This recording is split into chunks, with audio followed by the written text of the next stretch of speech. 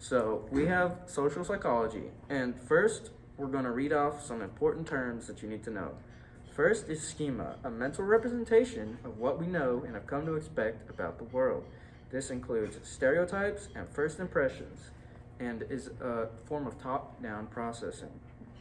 Second, we have the attribution theory. There are three kinds of attributions. Disposition attribution is when you affect your own behavior.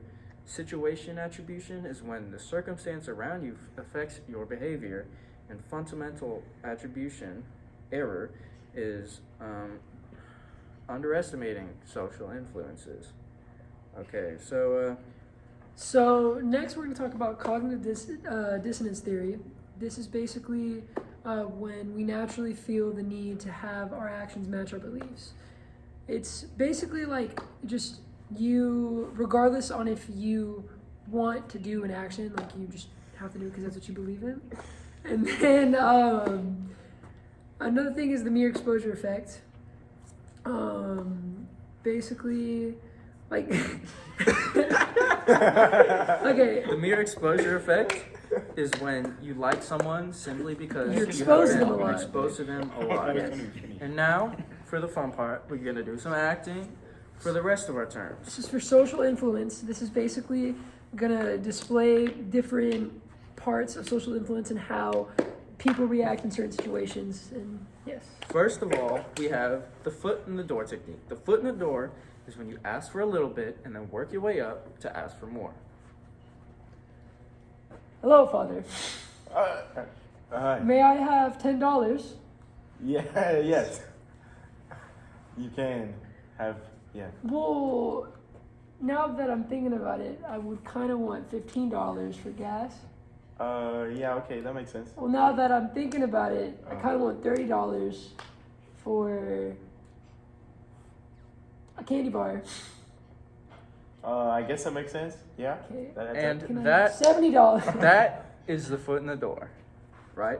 Next, we have the door in the face, which is where you highball and then ask for lower. Can I have $2,000? No.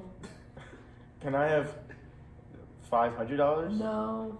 Can I have $2? No. Can I have $8? I guess.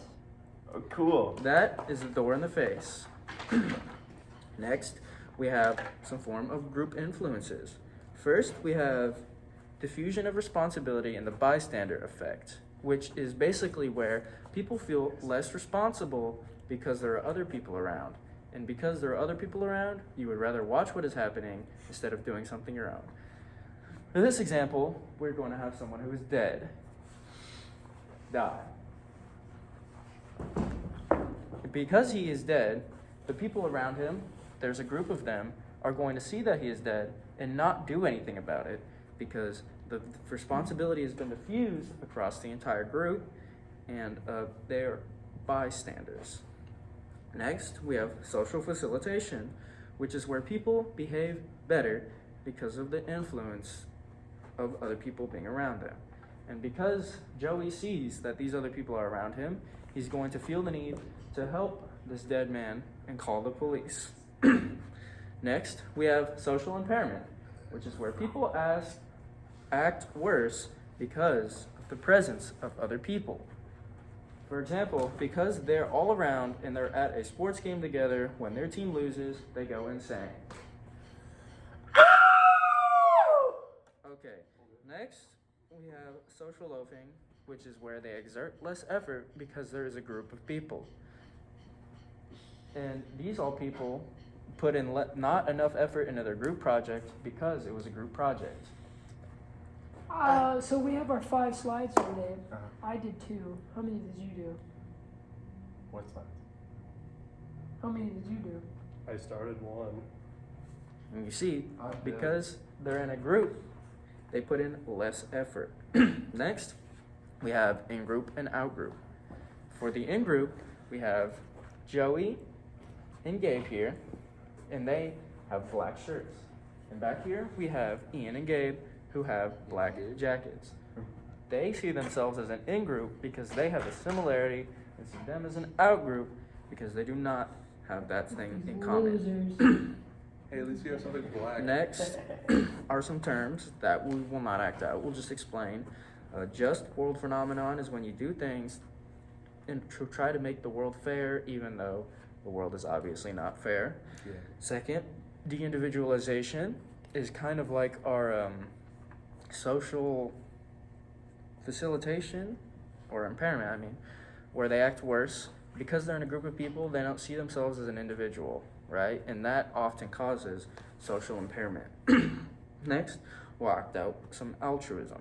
So, because Joey here can empathize that Gabe doesn't have shoes, and he at one point hasn't had shoes, he's going to give him shoes. Even though this gives nothing to Joey, he's going to give Gabe the shoe because he feels the empathy of not having shoes at some point. Next, we have the evolution theory. Because we as a species feel the need to survive, we help each other. So Gabe over here doesn't have any food, and because Joey understands that they need to survive, he's going to give him this food right here. Here is this hot dog. And even though he gains nothing from this, because the species as a whole needs to survive, he gave him the food.